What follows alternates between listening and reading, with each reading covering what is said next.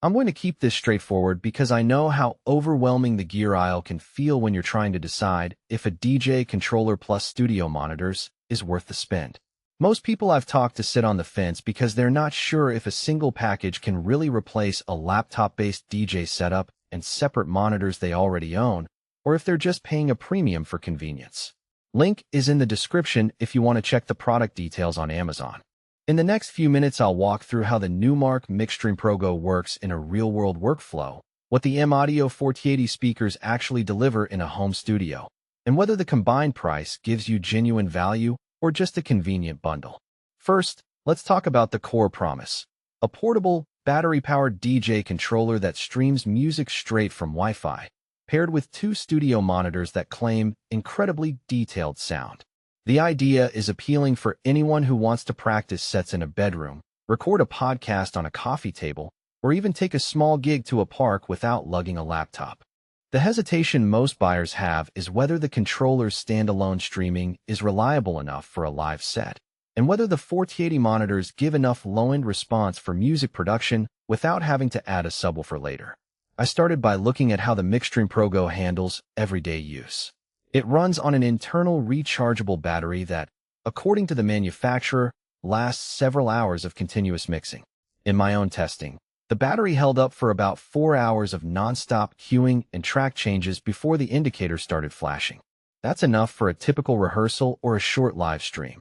But if you're planning a 3-hour club set, you'll need to have a power source handy.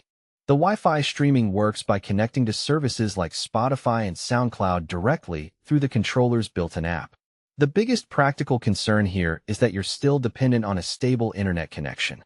In a coffee shop with spotty Wi-Fi, the track library can buffer and cause brief skips, something that's fine for practice, but can be a deal breaker in a performance setting.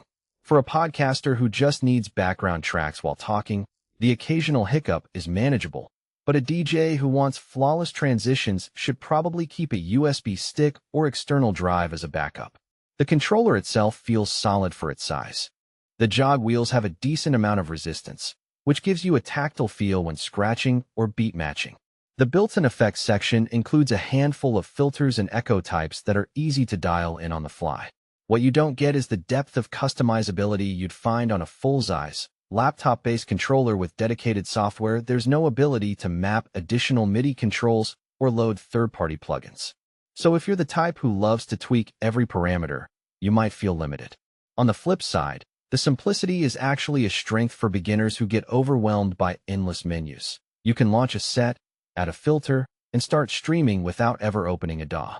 Now onto the M-Audio 4080 monitors. These are 4-inch, bi-amplified speakers that claim unrivaled sonic accuracy. In a typical bedroom setup, they provide a clear mid-range that lets you hear the nuance of a vocal or synth line, and the high-frequency response is crisp enough for mixing electronic tracks. The bass, however, is where the trade-off shows up. With a 4-inch driver, you get enough low-end to feel the beat, but you won't hear the deep sub-bass that a professional mastering engineer would expect in a club-ready track. If you're producing hip-hop or EDM that relies on 80 Hz kicks, you'll probably need to complement the 4080 with a sub or use headphones for the final low-frequency check.